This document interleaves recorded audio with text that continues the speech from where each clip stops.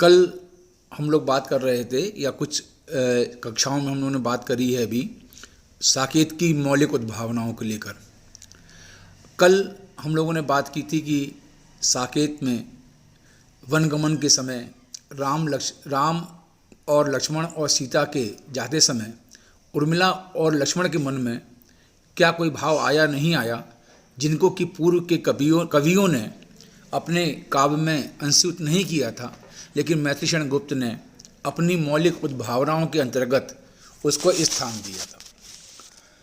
आज हम लोग साकेत की एक मौलिक उद्भावना की ओर बात करते हैं और वह है उर्मिला का विरह वर्णन।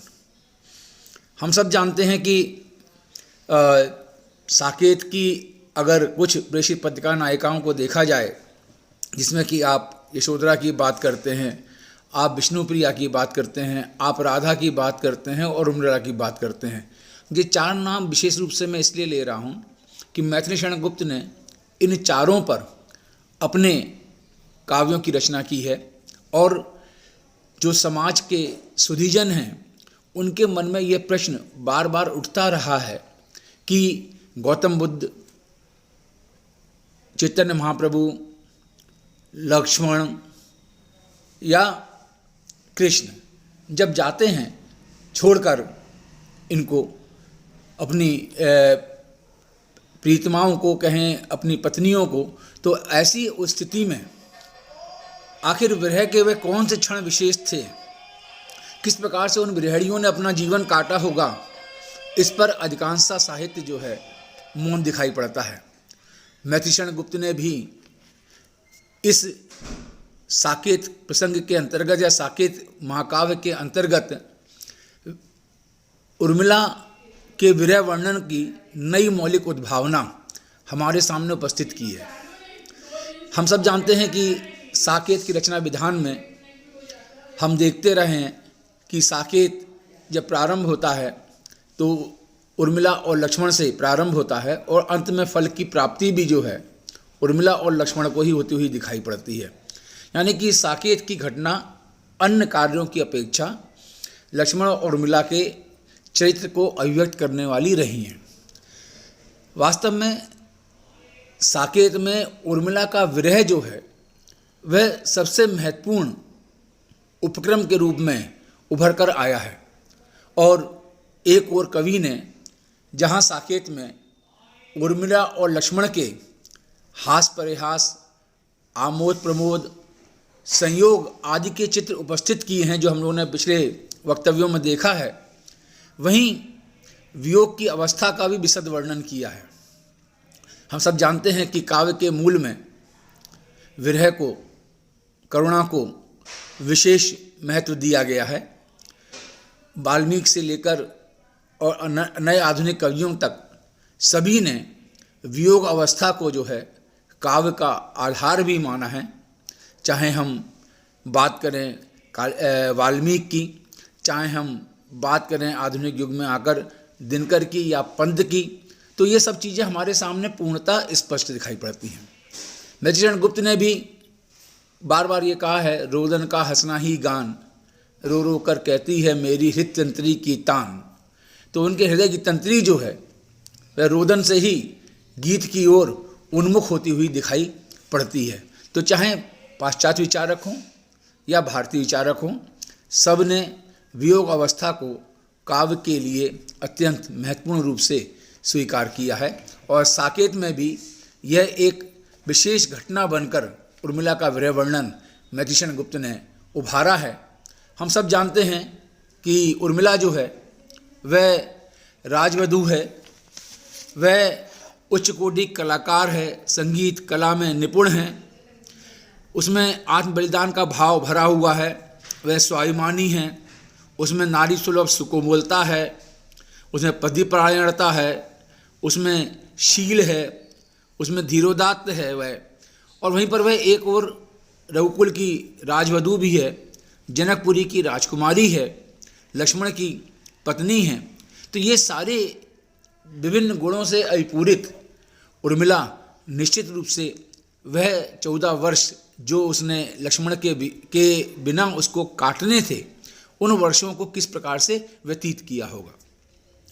वैसे तो साकेत के नवम सर्ग के अंतिम में आता है कि अवधि शिला का उर्परता भार और तिल तिल काट रही दृगधार, कि 14 वर्ष की अवधि रूपी शिला का भार जो है उर्मिला के जीवन में रखा हुआ था, हृदय पर रखा हुआ था, और उसे वे अपने नेत्रों से निकलने वाले अश्रुओं से निरंतर काटती हुई चली जा रही थी।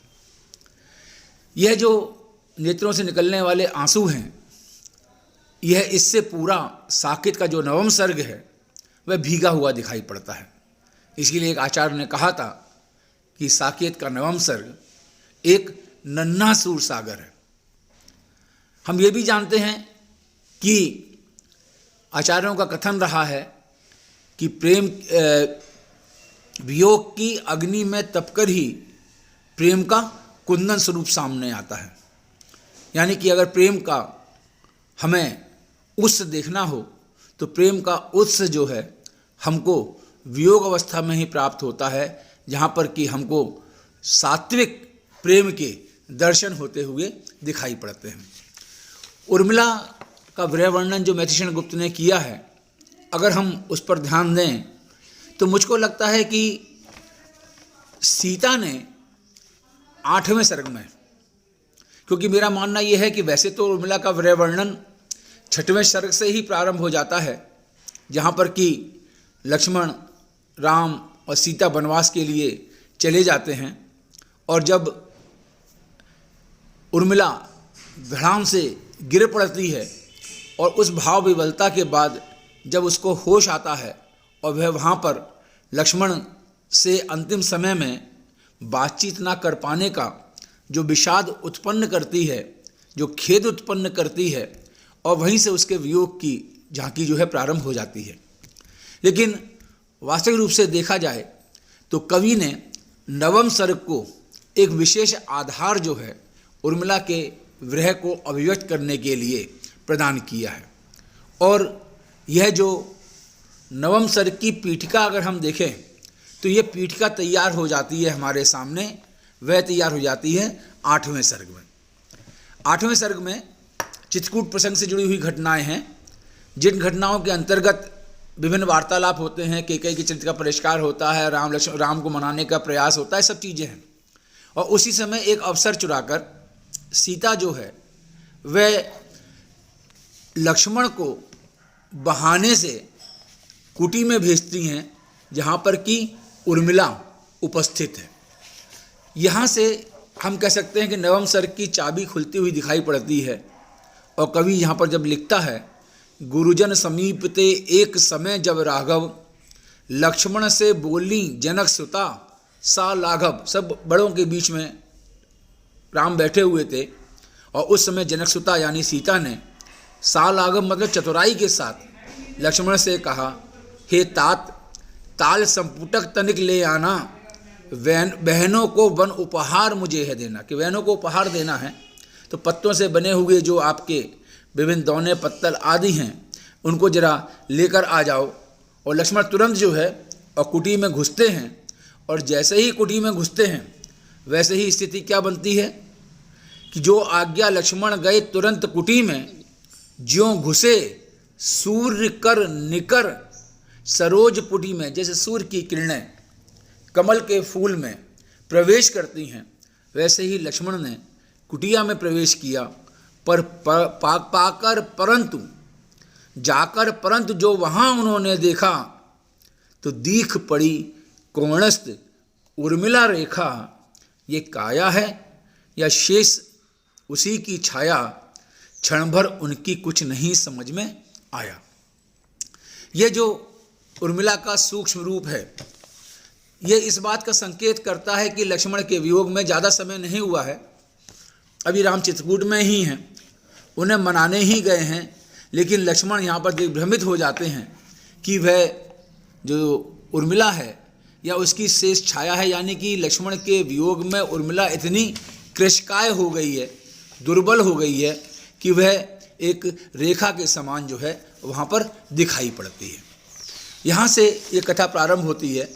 लेकिन लक्ष्मण जब शक पकाते हैं तो उर्मिला तुरंत कहती है, मेरे उपवन के हरिण आज वंचारी, मेरे उपवन के हरिण आज वंचारी, मैं बांध ना लूंगी तुम्हें, तजो भय भारी। लक्ष्मण सकुचाते हैं, लेकिन उर्मिला के अंदर वह स्वाभिमान, वह आदर्प, वह उसके अंदर त्याग की भावना उसको ये संबल देती है कि लक्ष्मण से इतने दिनों के बाद मिलने पर, लक्ष्मण का मुख देखने के पश्चात भी वह अपनी भावनाओं को नियंत्रित करती है और वह कहती है कि, या कहें कि आलंबित होकर भाव आते हैं कि मैं तुमको बांध ना लूँगी, मैं तुमको रोकूंगी नहीं, तुम्हारे मन में कोई भय है तो तुम उसको त्याग कर दो। और परिणाम ये होता है कि लक्ष्मण उर्मिला के पैरों पर गिर पड़ते हैं, उर्मिला के पैर से पास पहुँचते हैं और वहीं उर्मिला जो है, दोनों यानी एक दूसरे को देखकर अभिभूत हो जाते हैं। और तब लक्ष्मण उर्मिला से कहते हैं कि वन में तनिक तपस्या करके बनने दो मुझको निज योग, कि तुम तपस्वी हो, तुमने त्याग किया है, तुम्हारी महिमा अपार है, लेकिन मुझे भी ये अवसर प्रदान करो कि मैं वन में अपने भ्राता की सेवा करते हुए कुछ समय व्यतीत कर सकूं, तपस्या कर सकूं, जिससे मुझे जो है वह तुम्हारे योग्य बनने का अवसर प्राप्त हो जाए, यानी तुम मुझसे अधिक महान हो। और भाभी की भगिनी, तुम मेरी भाभी की बहन हो, और बहन होने के नाते ये नहीं कि मैं तुम मेरे लिए केवल उपभोग की वस्तु हो, ये मेरे लिए उचित नहीं है। अतः मुझे अपने आप को साबित करना है। और तब लक्ष्मण और उर्मिला वहाँ से हट जाते हैं। उर्मिला के मन में बहुत कुछ कहने की इच्छा होती है। हाँ स्वामी, कहना था क्या क्या, कह न सकी कर्मों का दोष, पर जिसमें संतोष तुम्हें है, मुझे उसी में है संतोष। यह पंक्तियाँ, ये उर्मिला की भाव प्रवणता, कर्तव्य निष्ठा और प्रेम की मर्यादा, इन सब की संवाहक पंक्तियाँ यहाँ पर दिखाई पड़ती हैं। और जब नवम सर्ग में मैत्रीक्षण गुप्त के हृदय में बैठी हुई यह उर्मिला रूपी नायिका बिसूरती है, रोती है, तो पूरा नवम सर्ग जो है उसके आंसुओं से जो है भर जाता है। इसी अष्टम सर्ग में सीता ने एक गीत गाया है, मेरी कुटिया में राजभवन मन भाया। और उसी गीत के अंतर्गत एक 4 पंक्तियां ऐसी हैं जिसमें कि सीता जो है एक उर्मिला की छवि अंकित करती है। वह वहाँ पर गीत में कहती है, देवर के सर की अनी बनाकर टांकी, कि देवर के शर माने बाण, अनी माने नौक, और उससे क्या बनाया, टांकी। टांकी माने टांकने का उपकरण, जिसे आप कह सकते हैं छेनी कह सकते हैं, या अन्न अगर मान लो पत्थर पर उकेरना है तो छेनी ही वहाँ पर काम करेगी। वनवास में है तो पेड़ पर अगर उकेरना है तो वहाँ पर भी जो है छेनी जैसी कोई वस्तु जो है एक उपकरण है। ये टांकी जो है उपकरण है। बहुत से लोग इस टांकी को ये मानकर चलते हैं कि जो है कि उन्होंने उसको बनाया, लेकिन मुझे लगता है कि वहाँ पर ये कहना चाहती हैं कि देवर के बाण की नोक से मैंने एक टांकी बनाई, एक उपकरण बनाया जो कि खोदने के लिए या जो है चित्र का निर्माण करने के लिए बनता है, उसको मैंने बनाया। और मैंने अनुजा की एक मूर्ति है आंकी, और उससे मैंने क्या मूर्ति बनाई। अब देख, मूर्ति जो है पत्थर की ही बनेगी, और पत्थर पर चोट करने के लिए टांकी की आवश्यकता है, छेनी की आवश्यकता है। तो ये यहाँ पर स्पष्ट हो जाता है कि उन्होंने छेनी का निर्माण किया। तो मैंने अनुजा की एक मूर्ति है आंकी, कि मैंने एक कल्पना की। आंकना जो है यहाँ पर कल्पना का पर्याय है कि यहाँ पर मैंने आंकी, यानी कि मैंने एक मूर्ति इसकी कल्पना की कि वह मेरी अनुजा यानी कि उर्मिला कैसी होगी। तो वहाँ वह जो चित्र उपस्थित करती हैं, आंसू नैनों में हंसी बदन पर बाकी, और कांटे समेटती फूल छींटती झांकी। मुझे लगता है कि उर्मिला के विरह वर्णन के लिए ये 2 पंक्तियां जो अंतिम हैं, जो यह चित्र जो है सीता ने बनाया है, ये अत्यंत महत्वपूर्ण है कि एक ओर तो उसकी आंखों में आंसू हैं लक्ष्मण से विरह के कारण, वहीं दूसरी ओर उसके मुख पर जो है एक विशेष प्रकार की, एक बाकी माने विशेष प्रकार की एक हंसी जो है वह छाई हुई है। आंसू का होना स्वाभाविक है, लक्ष्मण का बिछोह है, लेकिन जो बदन पर जो बाकी सी हंसी है वह हंसना उसकी मजबूरी है, क्योंकि उसके सामने 3 सासें हैं, विधवा सासें हैं, छोटी बहनें हैं, भरत श्रृंगवेरपुर चले गए हैं, शत्रुघ्न राज के संचालन में लगे हुए हैं, सारे प्रजाजन दुखी दिखाई पड़ते हैं। और ऐसे समय में उर्मिला अपने दुख को भूलकर, दुखी है लेकिन उस दुख को भूलकर वह अपने कर्तव्य बोध का निर्वाह करते हुए जो एक कह सकते हैं कृत्रिम हंसी कह सकते हैं जो दिखाई पड़ती है उसकी परिचायक बनती है। तो एक ओर तो उसके नैनों में आंसू हैं और दूसरी ओर उसके मुख पर एक हंसी, विशेष प्रकार की हंसी दिखाई पड़ रही है।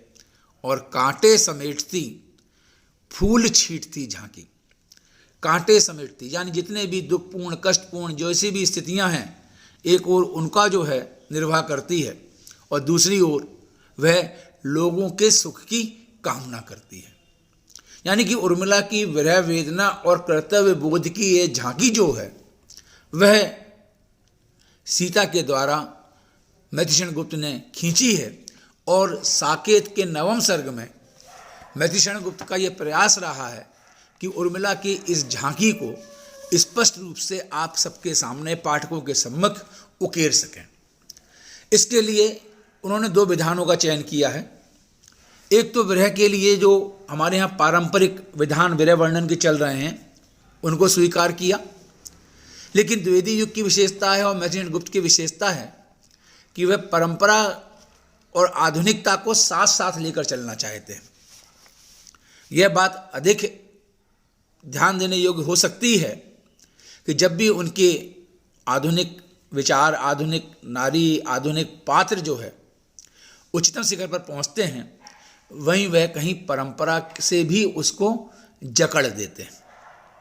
यह एक कहीं पर यह बिंदु हम लोगों को प्रभावित करते हैं, लेकिन इसमें कोई दो राय नहीं कि मैथिषण गुप्त ने उर्मिला को पारंपरिक विरहणियों से हटकर प्रिय प्रवास जो हरिओद का लिखा हुआ था उसमें जो राधा का एक नया स्वरूप युग के अनुकूल प्रस्तुत हुआ था उसकी झांकी भी प्रस्तुत की है। कारण उसका बहुत ही स्पष्ट है कि एक ओर तो मैथिषण गुप्त का अपना युग है जिसके अनुकूल अपने चरित्र को गढ़कर लोगों को प्रबोधन देना है, और वहीं दूसरी ओर चूंकि बहुश्रुत राम कथा के प्रसंग को उन्होंने चुना है और उसकी जो नायिका है जो मर्यादा से भरी हुई है, जो कि रघुकुल की वधू है, जिसके ऊपर एक जिम्मेदारी है, कर्तव्य बोध है और उसके साथ साथ उसके सामने लज्जा है, विकट स्थितियां हैं, परिस्थितियां हैं, तो उसके बीच में वह उस पारंपरिक नारी की जो एक पारंपरिक छवि है उसको भी विचलित करना नहीं चाहते। इसलिए मैथिषण गुप्त ने जो उर्मिला का विरह वर्णन प्रस्तुत किया है 9वें सर्ग में, उसे हम लोग मोटे तौर पर 2 भागों में बांटकर देख सकते हैं। एक तो पारंपरिक आधार पर और दूसरा एक आधुनिक पद्धति पर, या कहें कि आधुनिक विचारधारा के अनुरूप। आज हम लोग केवल बात करेंगे उर्मिला के विरह वर्णन के पारंपरिक आधार पर, जो कि मैथिषण गुप्त ने हमारे सामने ये हम देखते हैं तो 9वें सर्ग में दिखाई पड़ता है। हम सब जानते हैं कि आचार्यों ने श्रृंगार को सर्वश्रेष्ठ रस माना है और श्रृंगार में भी विप्रलंब या वियोग रस जो है वह अधिक महत्वपूर्ण है। आचार्यों ने अपने काव्यों में विरह की 10 दशाएं हमारे सामने प्रस्तुत की हैं, जिसमें अभिलाषा, चिंता, गुणकथन, स्मृति, व्याधि, प्रलाप, उद्वेग, उन्माद, जड़ता, मरण, ये 10 दशाएं हैं जो कि आचार्यों ने विरह की निश्चित की हैं या विरह की बताई हैं। और हम देखते हैं कि साकेत के नवम सर्ग में इन 10 दशाओं की पूर्ण अभिव्यक्ति हमें उर्मिला के विरह वर्णन में प्राप्त हो जाती है। जैसे कि अगर आप साकेत के नवम सर्ग में देखें और चिंता सबसे पहले अभिलाषा की अगर बात करें तो अभिलाषा से ही प्रारंभ होती है कि कैसी हिलती डुलती अभिलाषा है कली तुझे खिलने की, जैसे मिलती जुलती उच्चासा है भली मुझे मिलने की। कि कली पर अवलंबित होकर भाव उर्मिला के हृदय के प्रस्फुटित होते हैं, जिसमें कि कली इस संसार में आने के लिए, फूल बनने के लिए इच्छा मन में रखती है।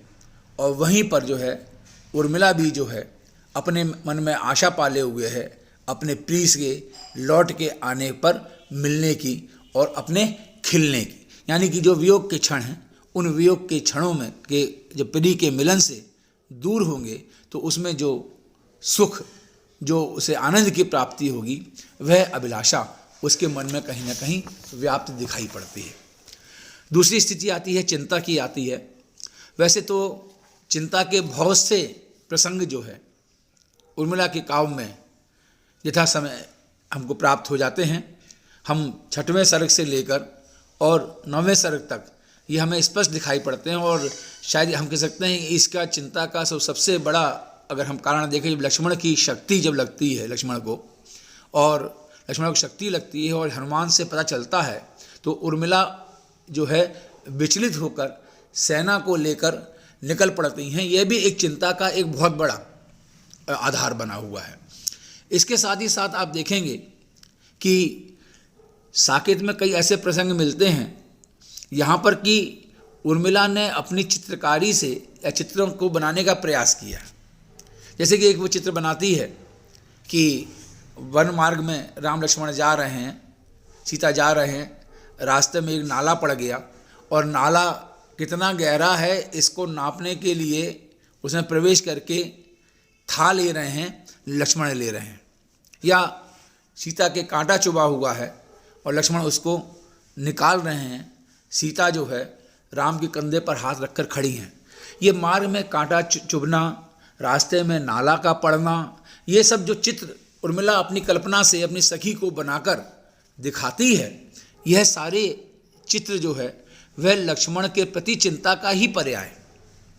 और मैथिली शरण गुप्त ने जब षड ऋतु वर्णन का प्रयोग किया और जब वह उस पर सीधे, वैसे तो सारी ऋतुओं के संग ही ये बात कहीं ना कहीं चलती है, लेकिन जब वह शिशिर से कहती है कि शिशिर न फिर गिरी वन में, हे शिशिर ऋतु तू गिरी और वन में, या गिरी और वन यानी पर्वतों में और वन में मत फिर मतलब उसमें मत घूम।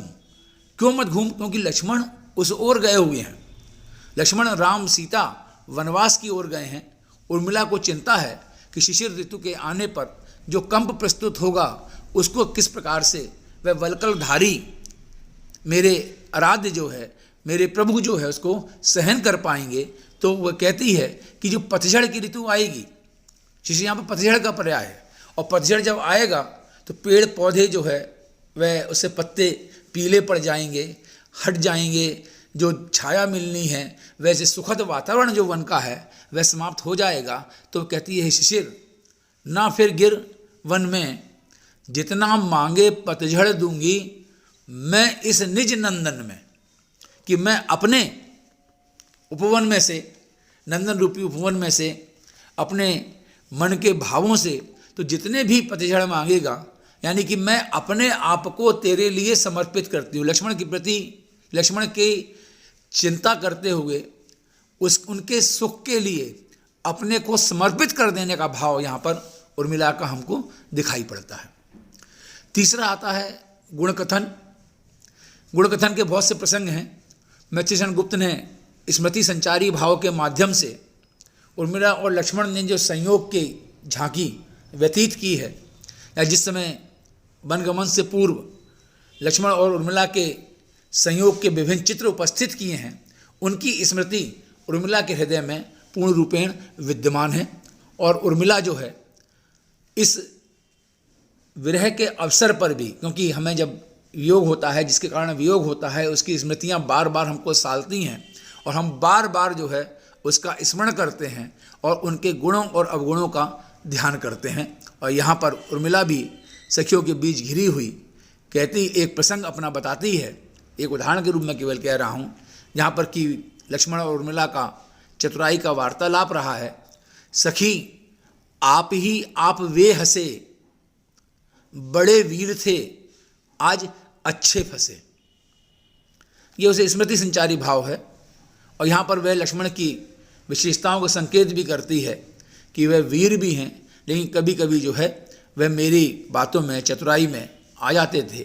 तो सखी आप ही आप वे हंसे, बड़े वीर थे आज अच्छे फंसे, हंसी में अजी माननी तो गई, बधाई मिली जीत की यूं ही नहीं। कि इस उनके हंसने पर जब उनकी स्थिति बड़ी मनोरंजक हो गई तो उस समय मैं जो मान करे हुए थी वह मान मेरा खत्म हो गया। तो इस प्रकार लक्ष्मण के गुणों को लेकर जहाँ भी स्मृति संचारी भाव आए हैं, चाहे वह नंगी पीठ बैठकर घोड़े को दौड़ाऊं कहो, जहाँ पर लक्ष्मण की चर्चा आती है, लक्ष्मण वीर थे जो घोड़े को अपने वश में करने में सक्षम थे, लेकिन जब झूले पर खड़े हुए तो झूले पर वह किस प्रकार से भयभीत थे और मुझसे लिपट गए थे। ये बहुत से स्मृति के गीत यहाँ पर आए हैं। इस तरह से स्मृति संचारी भाव, जिसमें कि मैंने कहा कि क्योंकि स्मृति तो मुख्य आधार ही रहा है, चाहे हम चिंता की बात करें या गुणकथन की बात करें। चिंता हो सकता है भविष्य के लिए होती है, लेकिन जो गुणकथन है वह स्मृति से ही निकल कर आते हैं।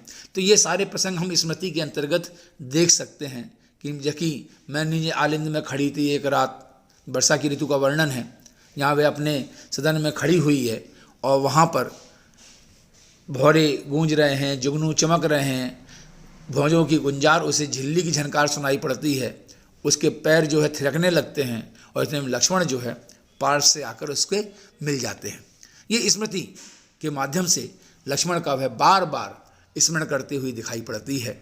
लेकिन लक्ष्मण भले ही उर्मिला कितने ही गुणों से विभूषित हो, लेकिन वह एक सामान्य नारी भी है और सामान्य नारी निश्चित रूप से इस वियोग की अवस्था में अपने आप को तप्त अनुभव करती है और उस ताप के अनुभव करने के बाद एक जो व्याधि का प्रसंग आता है कि उसकी स्थिति बड़ी विचित्र सी हो जाती है और उस समय उर्मिला जो है वह जो कहलवाया है गुप्त जी ने कि हुआ एक दुस्वप्न सा सखी कैसा उत्पात, जगने पर भी वह बना वैसा ही दिन रात। कि उसे दिन रात सब एक से दिखाई पड़ते हैं। उसे जब सपना आता है तो वह सपना उसे बुरे सपने के समान उससे अपना जीवन दिखाई पड़ता है और वह देखती सपना तो आता है बुरा और जाग जाओ सपना समाप्त हो जाता है, लेकिन यह जीवन में जो बुरा सपना लक्ष्मण के वियोग का आया है ये निरंतर जो है दिन रात उसको परेशान करे हुए है और उसको पीड़ित करे हुए है, उसे कष्ट दिए हुए है। यह भी आदि की स्थिति दिखाई पड़ती है। प्रलाप की स्थिति के चुनना चाहें उदाहरण चुन सकते हैं नवम सर्ग से। मिली मैं स्वामी से पर कह सकी क्या संभल के, बहे आंसू होके सखी सब उपालंब गल के। ये उसका प्रलाप है। इससे पहले भी उसने कहा था, अभी मैंने आपसे अष्टम सर्ग की भी चर्चा की थी और मैंने अष्टम सर्ग में आपको बताया भी था और कहा भी था मैंने आपसे कि अष्टम सर्ग में भी उसके मन में यह बात रह जाती है कि कहना था हाँ स्वामी कहना था क्या क्या, कह ना सकी कर्मों का दोष। ये उसके प्रलाप है। यहाँ पर भी वह स्वामी से मिलने पर बहुत कुछ कहना चाहती थी, संयोग मिलता भी है कुटी में, लेकिन जितने भी उपालंब थे, जितने भी ताने थे, जितने भी मन में भाव थे, वह सारे भाव जो व्यंग वह करना चाहती थी, लक्ष्मण को सुनाना चाहती थी, वह सब जो है उसके आंसुओं में बह जाते हैं। यह प्रलाप की स्थिति भी दिखाई पड़ती है। और अगर उद्वेग के चित्र देखने हैं तो बसंत ऋतु में जो चर्चा की है गायत्री शरणगुप्त ने, और उसमें जब वह कहती है मुझे फूल मत मारो, मैं अबला बाला वियोगिनी, कुछ तो दया विचारो। यह उद्वेग की स्थिति है कि कामदेव बसंत की ऋतु के आने पर कामदेव उसको पीड़ित करते हैं, और उस कामदेव से लड़ने के लिए पहले तो वह प्रार्थना करती है, और उस प्रार्थना के साथ साथ जो उसके मन में जो उद्वेग है, इस ऋतु का जो उद्दीपन का कार्य कर रही है बसंत ऋतु, उसके मन के भावों को उद्दीप्त करने में, वहाँ वह कामदेव से प्रार्थना करती है कि तुम जो है मुझ वियोगिनी पर कुछ तो दया करो। तो उसके मन के उठने वाले उद्देश्य पे इसी तरह से मेरे चपल यौवन बाल, कि अपने यौवन को बालक के समान आंचल में छुपकर शांत रूप से रहने के लिए वह निवेदित करती है। ये उसके मन के उद्वेग के भाव हैं जो हमें यहाँ पर दिखाई पड़ते हैं। इसी प्रकार से उन्माद एक अवस्था आती है विरह की, जिसमें वह उसके मन में, क्योंकि बार बार ये स्थितियाँ आई हैं कि भूल अवध सुध प्रिय से कहती, जगती हुई कभी आओ। भूल अवध सुध, उसे ये भूल जाती है कि लक्ष्मण जो है 14 वर्ष के लिए वनवास गए हैं, तो अवधि रूपी सुध, अवध रूपी स्मृति याद वह भूल जाती है, और प्रिय से कहती, कब, जब वह चैतन्य होती है, जगती हुई होती है, तो कहती है लक्ष्मण से कि हे लक्ष्मण तुम आ जाओ। लेकिन जब सोती है और सोते समय अगर सपने में भी लक्ष्मण आ जाते हैं तो वह कहती है कि जाओ, किंतु कभी सोती तो उठती, वह चौंक बोलकर जाओ। यह उन्माद की स्थिति है कि जागते समय जितने देर वह जगती रहती है उस समय लक्ष्मण से मिलने के लिए वह आतुर दिखाई पड़ती है, बार बार उनको स्मृत करती है, और जब विभिन्न गीत मिलते हैं ऐसे कि आजा मेरी निंदिया गूंगी, नींद को बुलाती है, नींद आ जाती है, और नींद आने पर जब वह सोती है और सपने में अगर, क्योंकि कहते हैं सपने में प्रिय आ सकता है, जिसके बारे में सोचते तो सपना आता है, तो वह लक्ष्मण आते हैं तो चौंक कर कहती है कि जाओ।